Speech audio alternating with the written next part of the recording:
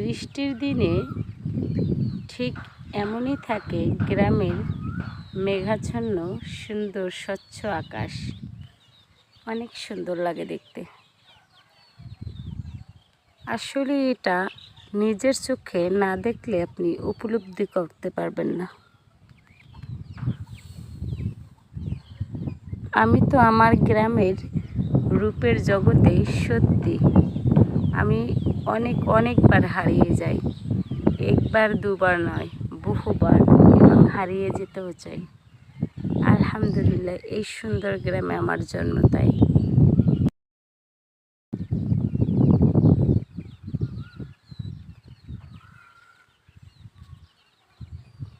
কি সুন্দর এই গ্রামের প্রকৃতি, মাশাআল্লাহ। আসলে গ্রামের এই প্রকৃতিটা খুবই সুন্দর।